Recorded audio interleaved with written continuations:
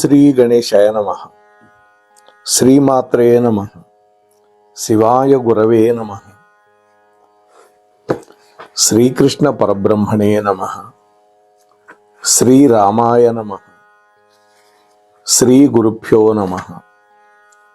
నారాయణం నమస్కృత్య నరం చైవ నరోత్తమం దేవీం సరస్వతీం వ్యాసం తతో జయముదీరయేత్.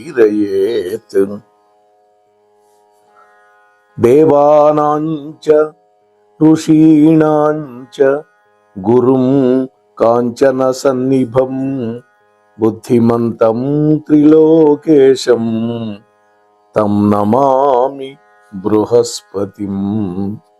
ప్రియ భగవద్బంధువులారా, నవగ్రహ పురాణ అంతర్గతంగా ఇప్పటి వరకు మనం సూర్యుడు, చంద్రుడు, కుజుడు ఈ 3 గ్రహాల గురించి చెప్పుకున్నాం.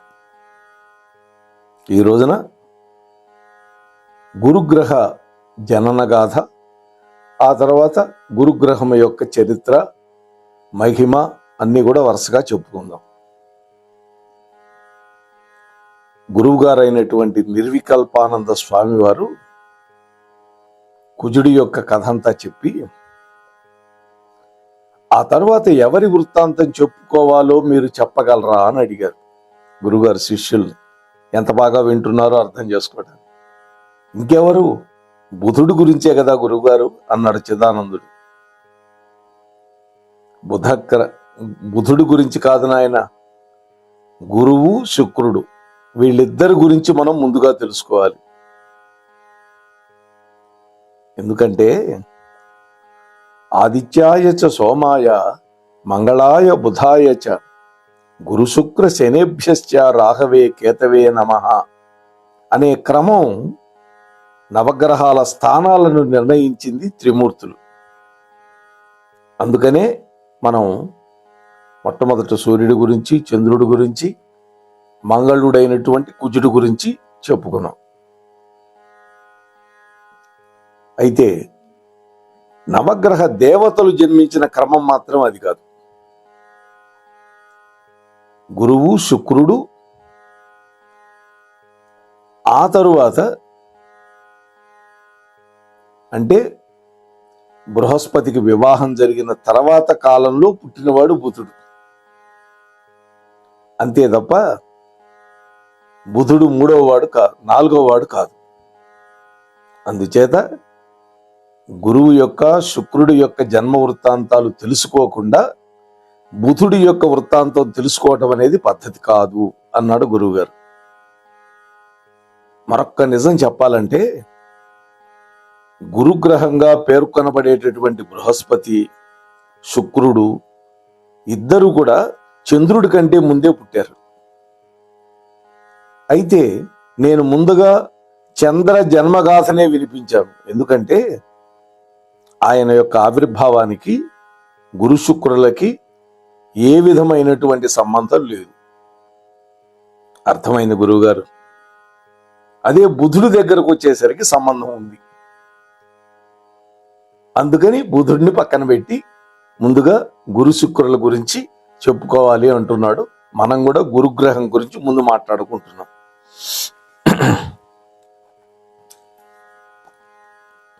చంద్రుడి యొక్క ఆవిర్భావం గురించి ముందుగా చెప్పడానికి మరొక ముఖ్య కారణం కూడా ఉందయ్యా అంటున్నాడు గురువు గారు.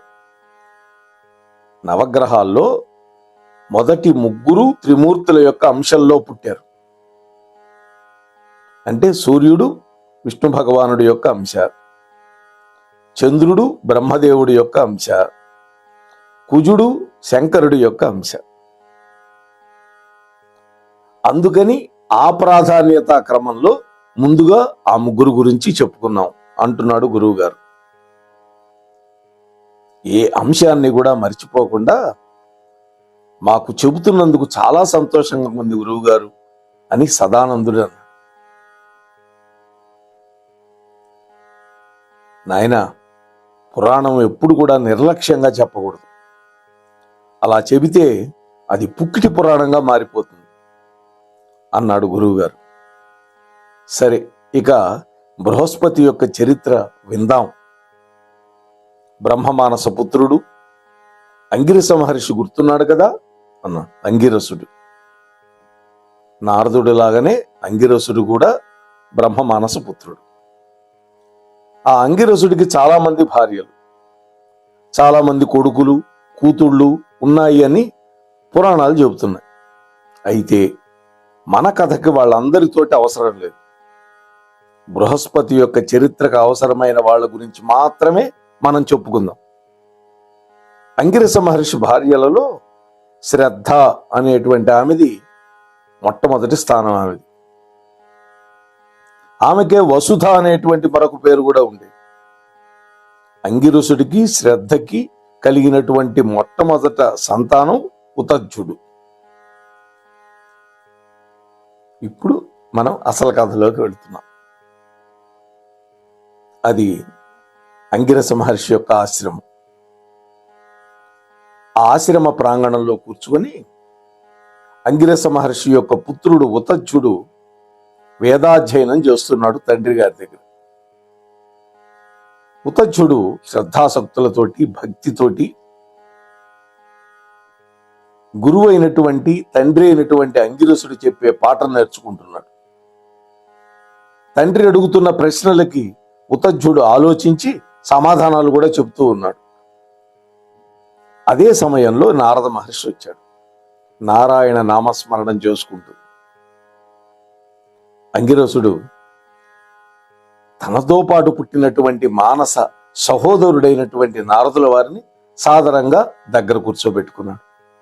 పాఠం ముగించి ఉతజ్జుడు కూడా అవతలకు వెళ్ళాడు. నారదుడు అన్నాడు, మీ కుమారుడు ఉతజ్జుడు విద్యలలో మిమ్మల్నే మించిపోయేలాగా ఉన్నాడే అన్నాడు. తండ్రిని మించిన కొడుకు అంటే ఏ తండ్రికైనా సంతోషమే. కానీ అంగిరసుడు అన్నాడు, లేదు నారదా, మా ఉతజ్జుడు తెలివైన వాడే. మాటల్లోనూ, నడతలోనూ, నడకలోనూ బాగా నెమ్మదిగా ఉంటాడు.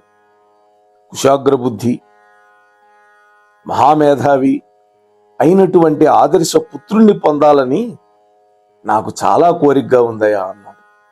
అంటే ఇప్పుడున్న పుత్రుడి కంటే ఇంకా గొప్పవాడు కావాలి మరొక పుత్రుడు అనేటువంటి ఆలోచనని వ్యక్తపరిచాడు, తన కోరికని అంగిరసుడు. నారదుడు అన్నాడు, సోదరా, అగ్నిశిఖ లాంటి తీక్షణమైన చురుకైన బుద్ధి కలిగినటువంటి పుత్రుడు మీకు తప్పకుండా కలుగుతాడు. నా మాట విని మీరు అగ్ని భట్టారకుడిని ఆరాధించండి అన్నాడు. ఇది నారదుల వారి సలహా. అగ్నిదేవుణ్ణా అన్నాడు ఆశ్చర్యంగా అంగిరసుడు. అవును, అగ్ని భట్టారకుణ్ణే. ఎందుకంటే సోదరా, మీరంటే ఆయనకు ప్రత్యేకమైన గౌరవం ఉంది, ప్రత్యేకమైన అభిమానం కూడా ఉంది. మరిచిపోయారా? ఒకానొక సమయంలో అగ్నిదేవుడు అలిగి వెళ్ళాడు, అరణ్యంలో తపస్సు చేసుకుంటున్నాడు.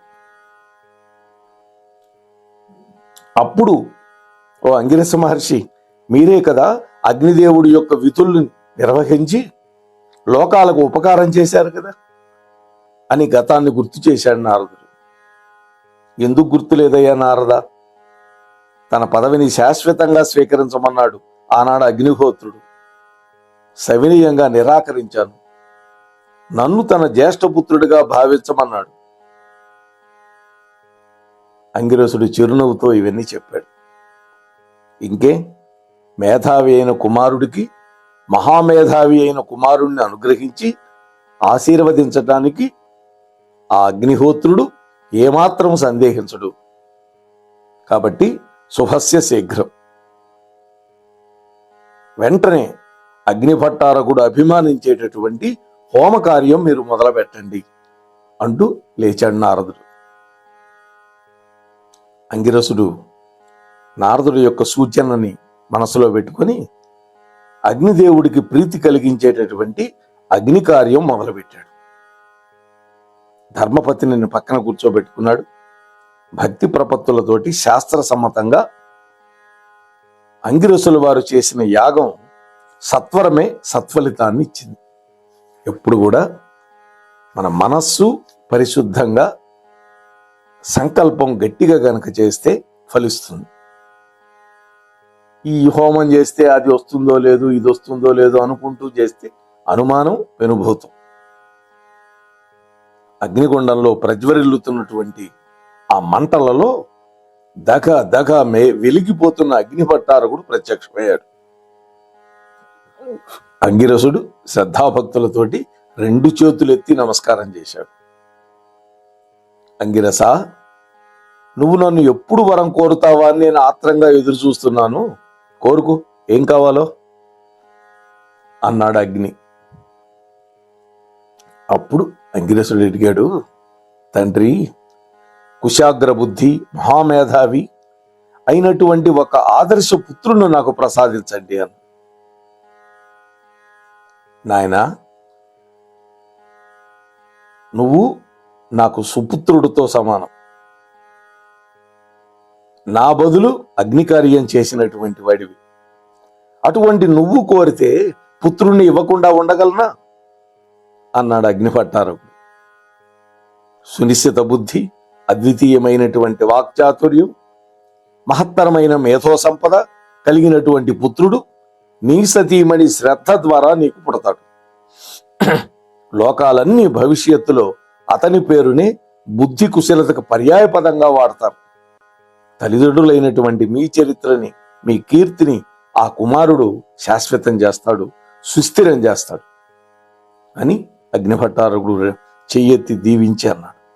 ధన్యోస్మి తండ్రి అన్నాడు. అంగిరసుడు శుభం భూయాత్ అంటూ అగ్నిజ్వాలల్లో కలిసి అదృశ్యమైపోయినాడు అగ్నిదేవుడు. అగ్నిదేవుడి యొక్క వరం ఫలించింది. సకాలంలో శ్రద్ధాదేవి గర్భవతి అయింది. తను ఎంతగానో కోరినటువంటి మహామేధావి అయినటువంటి పుత్రుణ్ణి గర్భంలో మోస్తున్నటువంటి ధర్మపత్నిని అంగిరసుడు కంటికి రెప్పలాగా చూసుకుంటూ ఉన్నాడు. గర్భవతి అయినటువంటి భార్యని ఎలా చూసుకోవాలో మన పురాణాలు చెప్పినాయి. ఆశ్రమంలో నెమ్మదిగా తిరుగాడుతోంది ఆమె. ఈ విధంగా శ్రద్ధాదేవికి 9 మాసాలు నిండినాయి. అది ఒక శుభదినం. శ్రద్ధాదేవి ఒక బాలుడికి జన్మనిచ్చింది. పుట్టుకతోనే పరిమళం వెదజల్లేటటువంటి పుష్పంలాగా ఆ బాలకుడి యొక్క ముద్దు మొహంలో ఏదో ఒక జ్ఞాన తేజం ప్రతిఫలిస్తోంది. ఆ విశాలమైన నేత్రాల్లో అద్భుతమైన వెలుగు. అంగిరస మహర్షి పుత్రుడి యొక్క జననాన్ని పురస్కరించుకొని శాస్త్రం విధించినటువంటి అగ్నికార్యాలు చేశాడు. ఇతర మానసపుత్రుడు సకుటుంబంగా నామకరణోత్సవానికి కబురు చేసి పిలిపించుకున్నాడు తనతో పాటు పుట్టిన బ్రహ్మ మానసపుత్రులను. అప్పుడు అంగిరసుడు అందరి సమక్షంలో పుత్రుడికి బృహస్పతి అని పేరు పెట్టాడు. త్రిమూర్తుల ప్రతినిధిగా ఆ శుభకార్యంలో పాల్గొన్నటువంటి నారదుల వారు శ్రద్ధాదేవిని, అంగిరసుడిని అభినందించి ఒక మాట చెప్పాడు. ఓ అంగిరస, మీ చిన్న శిశువు మహాజ్ఞాన సంపన్నుడుగా మాత్రమే కాదు, భావి కాలంలో నవగ్రహాలలో ఒక ప్రముఖమైనటువంటి దేవతగా అభిషిక్తుడవుతాడు. ఈ సందేశాన్ని సాక్షాత్తు త్రిమూర్తులే నీకు అందజేయమని నన్ను పంపిస్తే నేను వచ్చాను. అంగిరసుడు, శ్రద్ధ ఆనందంతో ఒకరినొకరు చూసుకున్నారు. శ్రద్ధ ఆనంద ఆవేశాలతోటి ఆ పసికందుని ముద్దులతో ముంచెత్తింది. ఆహా, నేడు గదా మా జన్మలు ధన్యమైనవి. దేవదేవులకి మా ధన్యవాదపూర్వకమైనటువంటి ప్రణామాలు అందజేయ నారదా అన్నాడు అంగిరసుడు. అంటే త్రిమూర్తులకి మా నమస్కారాలు చెప్పమన్నాడు.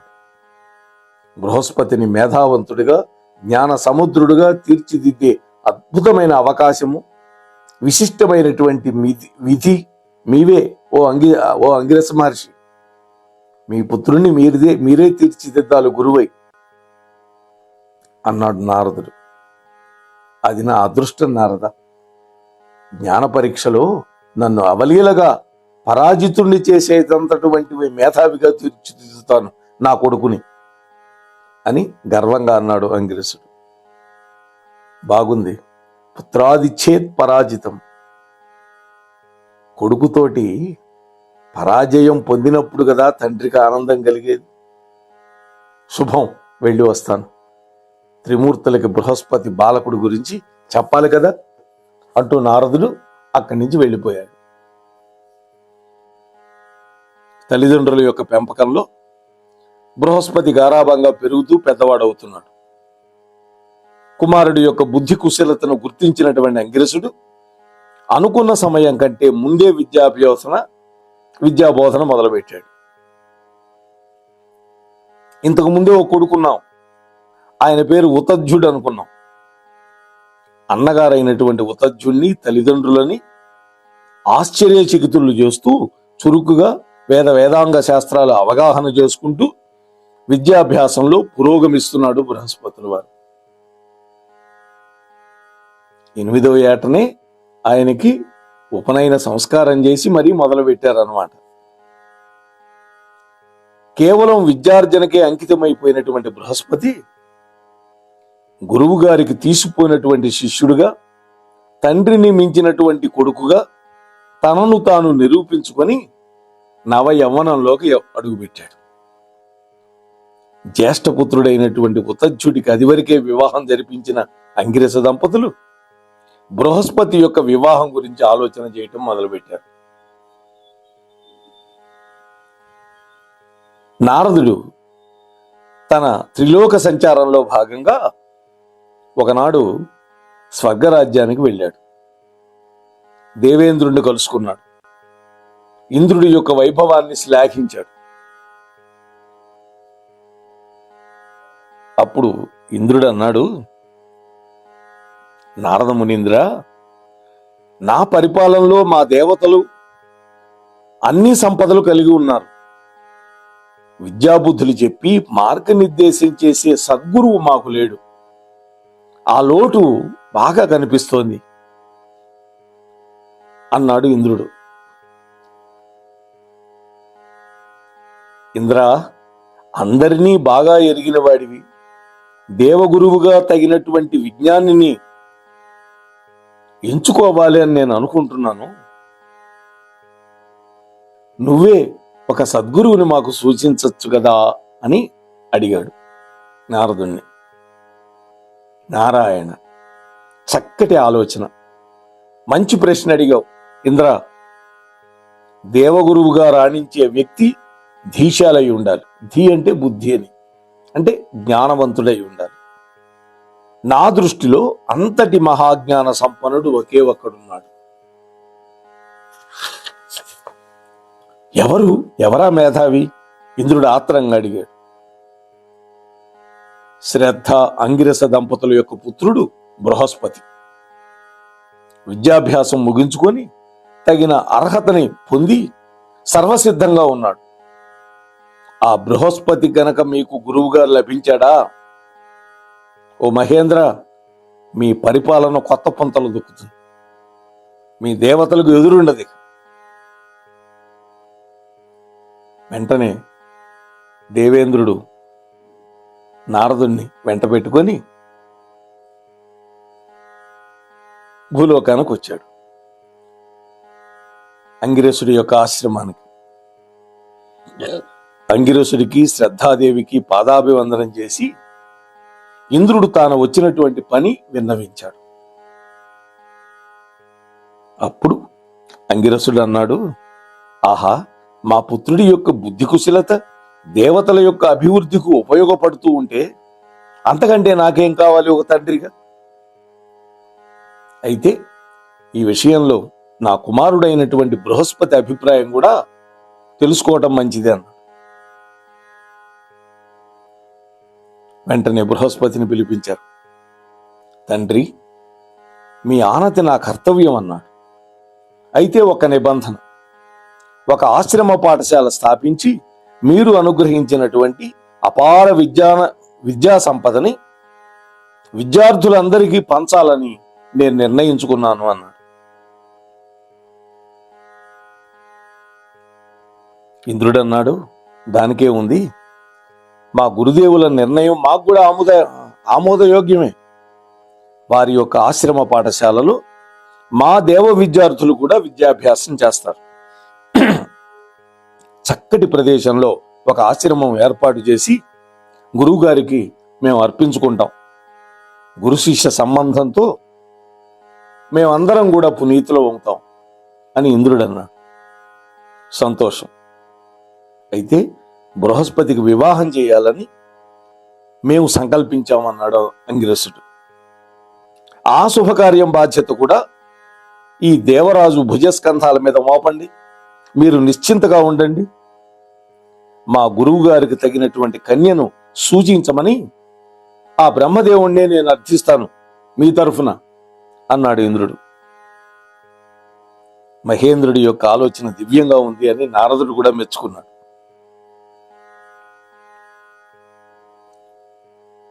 అంతకంటేనా, నా కుమారుడికి తగిన కన్యని మా పితృదేవులే నిర్ణయిస్తే ఇంకా నాకే అభ్యంతరం ఉంటుంది? అంగిరసుడు సంతోషంగా అన్న. మహేంద్ర, దేవసభ సుధర్మలో మా బృహస్పతిని దేవగురువుగా అభిషేకించేది ఎప్పుడు అన్నాడు నారదుడు.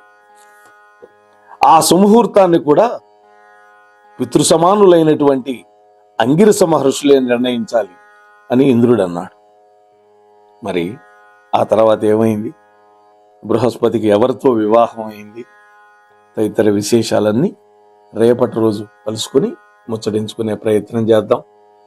అంతవరకు ఈ నవగ్రహాల యొక్క పురాణం వింటూ ఉండండి, వినిపిస్తూ ఉండండి. దానివల్ల ఆయా గ్రహాల యొక్క సానుకూల్యం మనందరికీ ఏర్పడుతుందని పెద్దలు చెప్పారు. అందువల్లనే ఈ అంశాన్ని ఎంచుకోవటం జరిగింది. స్వస్తి సర్వేషాం. మన కార్యక్రమాలు నచ్చితే ఒక లైక్ చేయండి, మాకు ఎంతో ఎంకరేజ్మెంట్గా ఉంటుంది.